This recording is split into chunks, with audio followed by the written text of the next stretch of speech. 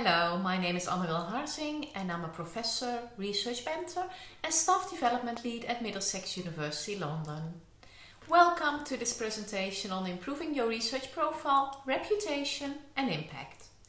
This presentation consists of 8 sections that can be watched as freestanding videos or as part of a long playlist. This is the 5th session out of an 8-part presentation in which we will talk about what you can do to improve your chances of your work getting cited.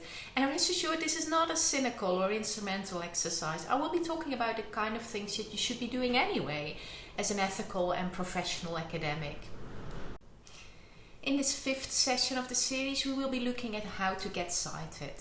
As you can see, there have been quite a lot of previous sessions looking respectively at the rationale for this presentation, what impact is and why you should care, about getting metric savvy and using the publish or perish software. Although you can certainly watch this session without knowledge of any of them, you might want to have a look at them too. After this last session about citation impact, the next 3 sessions will be all about research profiles and social media. I will talk about the importance of creating research profiles and why you would want to use or not use social media. And as this might all be a bit overwhelming, I will then provide you with a clear 7-step process that you can use to improve your reputation and impact. I will finish off with some evidence showing that sharing on social media is effective and some tips about what you can do if you still don't know where to start. So as I said, in this 5th episode of the presentation, we'll talk about how to get cited, and I'll discuss the 4 Cs of citation impact: competence, collaboration, care and communication. And I've chosen these 4 Cs in analogy with the 4 Ps of publication: perform, practice, participate and persist, which in themselves are obviously a nod to my marketing colleagues and their 4 Ps of marketing. They should hopefully help you to remember the 4 aspects more easily. In this presentation, I can only give you a very quick overview, and if you want to know more about these, then look at the blog post and the associated white paper I've written about this. It's linked at the bottom right hand corner of the slide. Now, first I want to be really clear on this. What we're talking about today are things that are intrinsically important in academic publishing and in academic careers in general. I'm not saying you should do all of these things to get cited. That's a very instrumental approach that I would not encourage. But all of the things I'm discussing here are things you should be doing anyway as an academic. And you might as well know that if you do them strategically, you can increase your citations at the same time. Now, first of all, the first C is competence. Your work won't generally be cited if it isn't any good. So if you've published terrible work, then generally it won't be cited.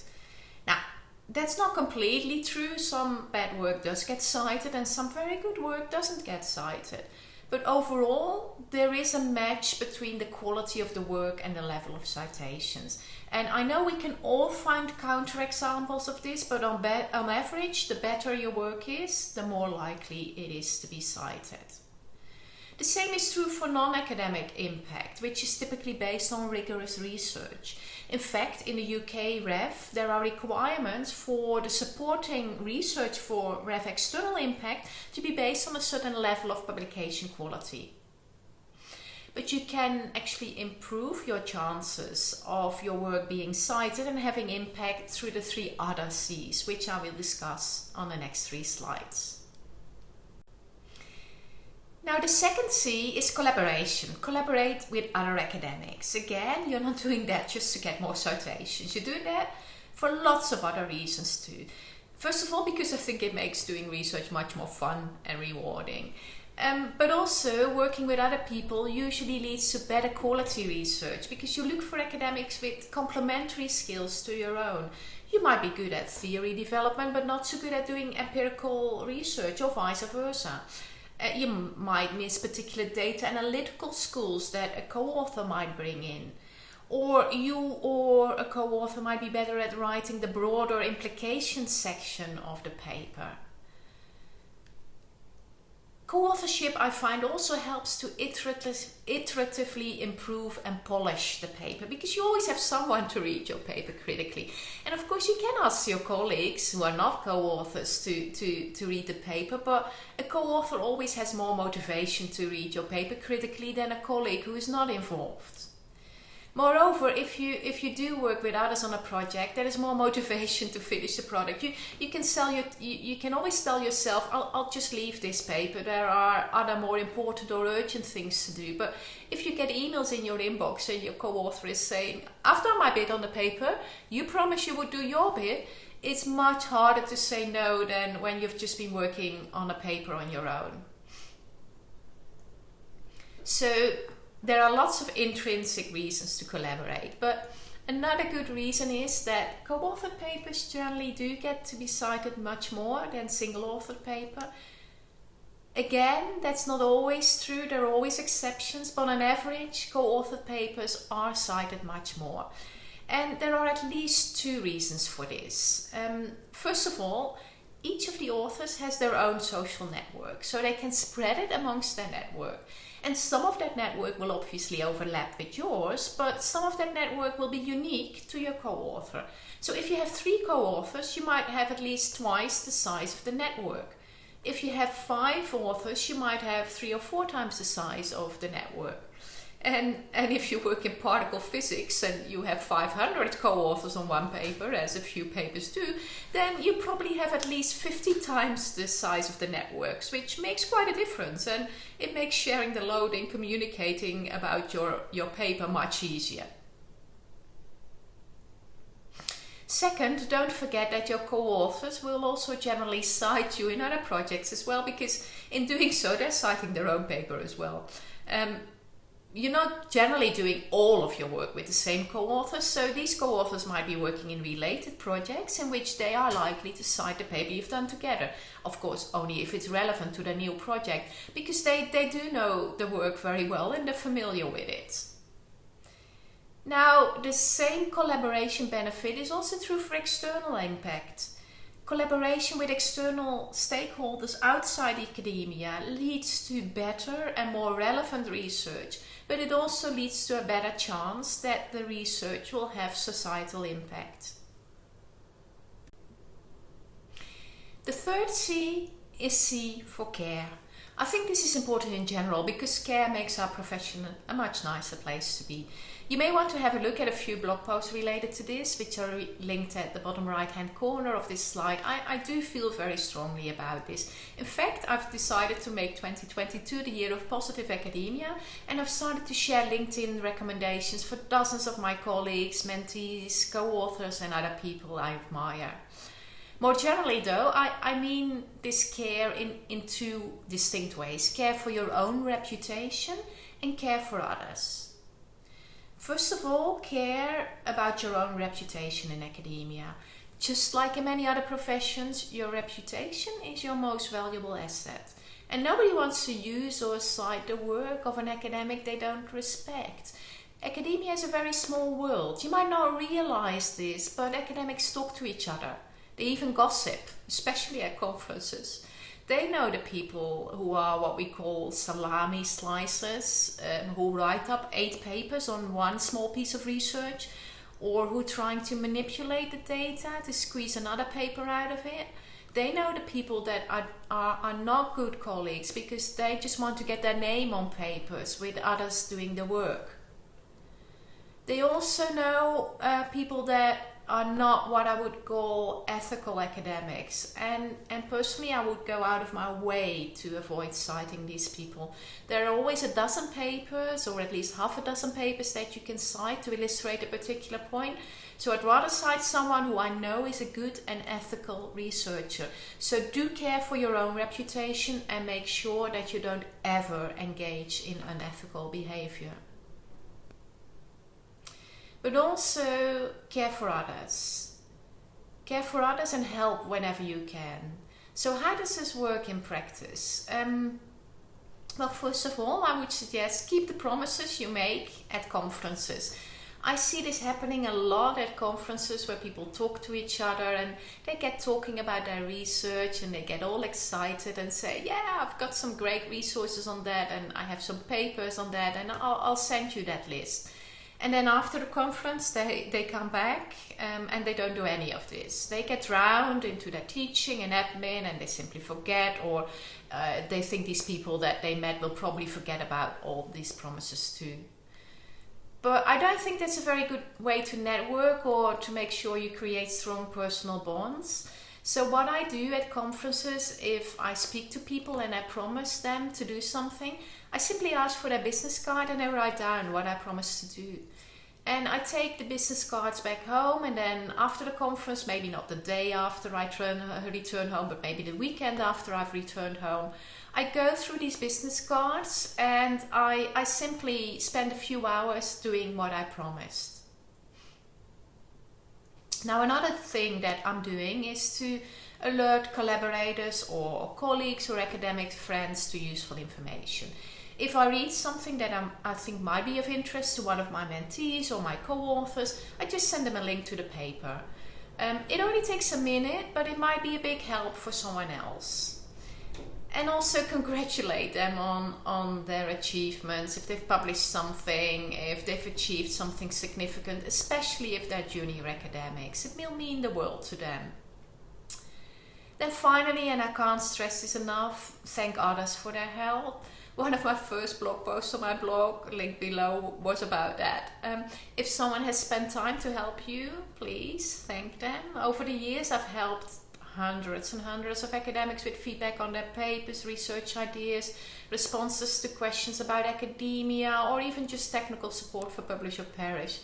And quite a lot of them can't even seem bothered to acknowledge my email or say a few words of thanks. And sometimes I do get a bit stroppy and send the email again after 1 or 2 weeks, and then I sometimes get a yes, I was busy response, which then leaves me thinking, I took time out of my busy day to help you, and you are too busy to take 2 minutes to thank me?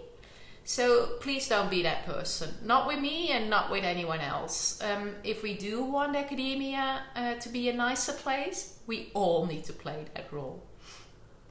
The good thing is, though, that in comparison to when I started in academia, when we only had email, and even before that, when we only had faxes and letters to communicate with other academics, now both collaboration and care can be facilitated through social media. And as we'll talk about later in this presentation, social media is a very easy and non-invasive way of staying connected with colleagues.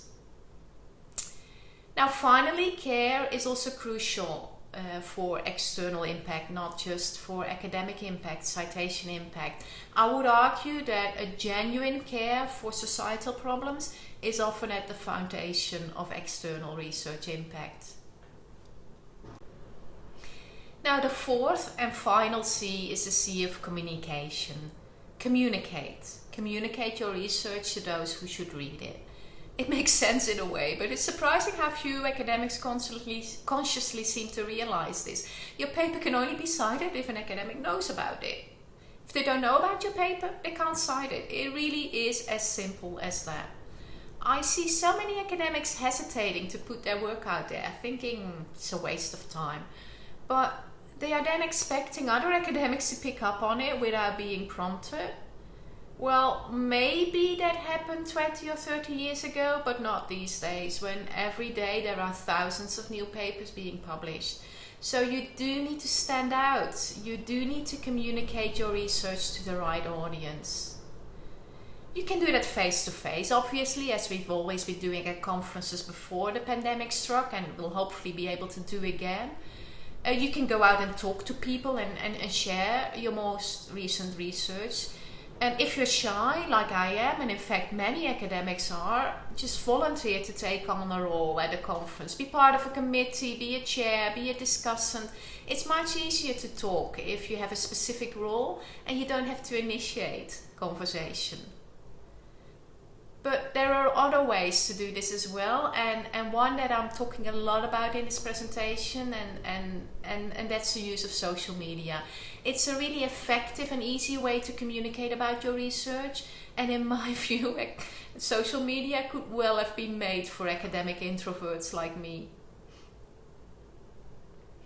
And just with social media in a private context, you can use it in a complementary way.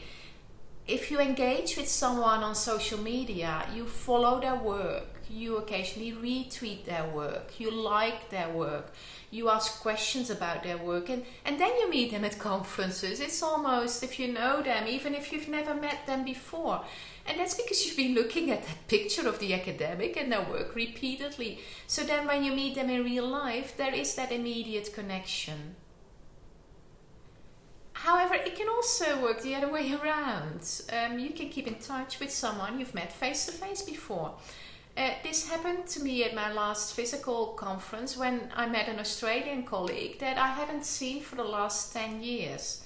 I had presented at his university, but I hadn't seen him since. And we saw each other at the conference and we started chatting, and it was like we're continuing a conversation that we had been having on the various social media.